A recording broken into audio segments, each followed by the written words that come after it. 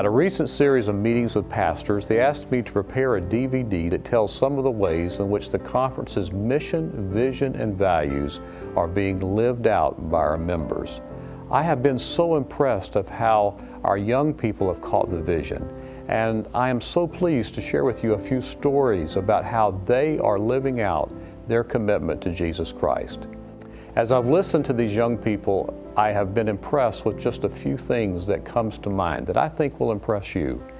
Number one, young people are demonstrating holy boldness.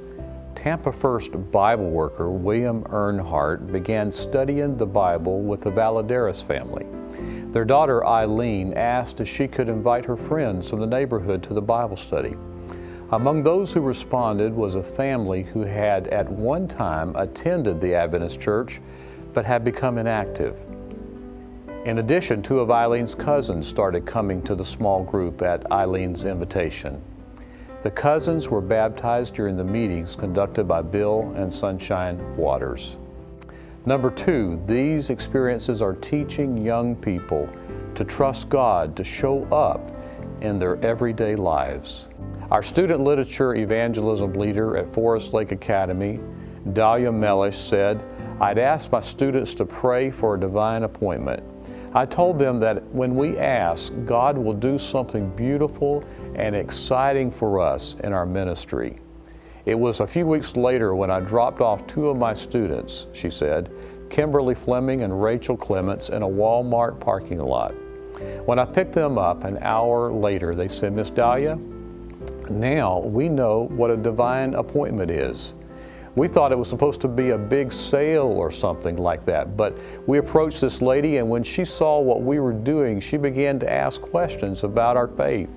And so we shared our relationship with Jesus with her and answered her questions concerning the Adventist Church. We left her copies of Happiness Digest and God's Answers and invited her to church. It wasn't something big, but it was exciting to us because we were able to share Christ with her. Now we have a friend, and we know what a divine appointment is."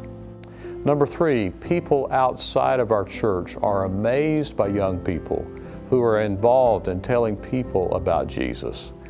Elizabeth Osborne, a junior at Southern Adventist University, told of an experience she had while she was canvassing last winter in Miami. She said, "I canvassed a home and the father was really impressed with the work I was doing. He told me I should be proud to be doing this kind of work to earn my scholarship for school. He then sat me down," she said, "in front of his three girls and said, 'This young lady is doing a great work for Jesus, and when you get as old as she is, I want you to do something like this and earn a scholarship for school.' She said, 'It really made me feel good about the work I was doing.'" Number four, youth are not afraid to take on big assignments for Jesus. Another Tampa First youth, Jagan Manakonda, invited his friends to the Cool Camp program at church. They began a small group Bible study on Sabbath afternoon, these young people, as a follow-up. 3 young people have been baptized as a result of this other young person sharing the Bible with a group of kids on Sabbath afternoon. Currently, Adventist young people in Tampa are leading small groups, and they are planning an 8-day reaping series the first week of August with the young people doing the preaching.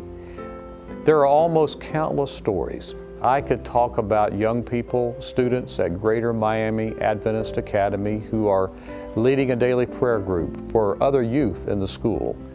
Teenagers at Hialeah who are involved as lay youth pastors, young people at Lauderhill who are using Facebook to share Jesus with their friends, and young people at St. Augustine who are relating to their community as a mission field.